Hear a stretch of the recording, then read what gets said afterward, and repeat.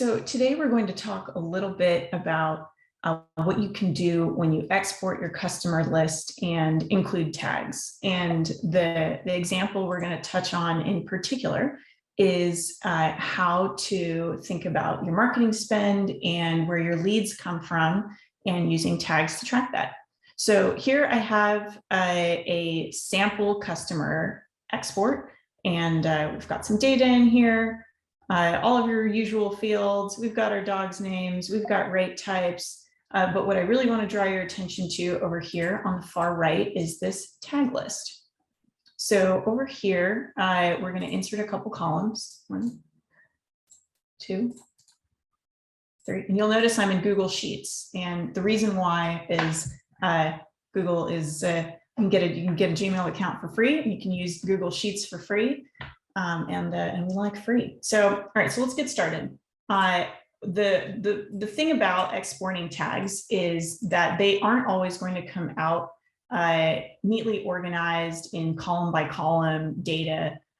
You have your dates of customer acquisition here. That's one field that I decided to add. When we added a customer, it was April 22nd or April 2022 or January 2022.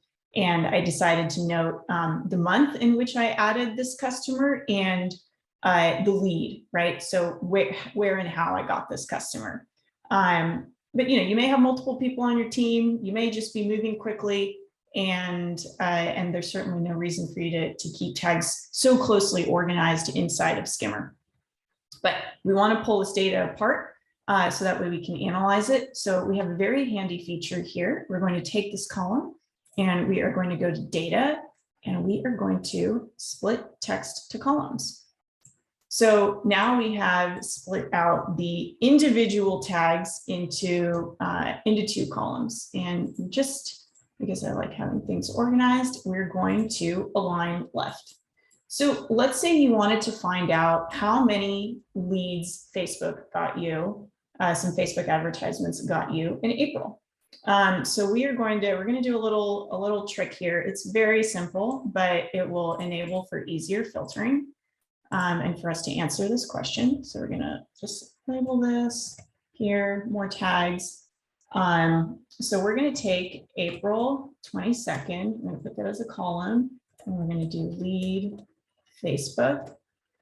So what we're going to do here is we're going to do a very simple count if these 2 columns. So if either of these 2 match, so comma here, and our criteria is April 22nd. If either of those 2 match April 22nd, I'm going to get a 1, right? So we're going to lock this right here.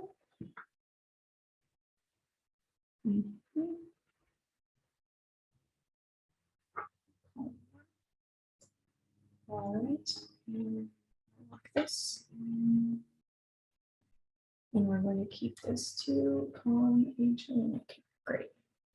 Okay, and Google has very helpfully auto-filled the rest of this data. So if this lead was acquired April 22nd, we're going to get a 1. And similarly here, we can copy and paste that over. All right, so we're looking at those two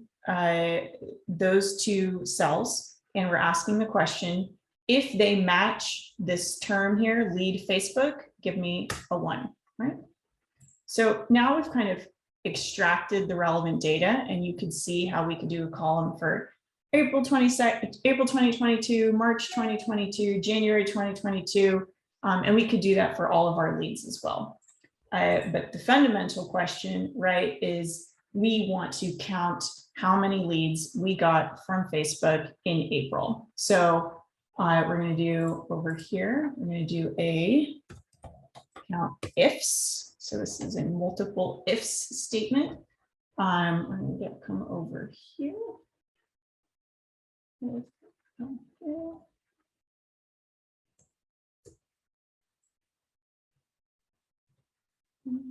So this is greater, if this is equal to 1, right? So that's showing the the 19 leads that we got in April, and then we're going to further narrow that by these leads, by whether or not we got them from Facebook.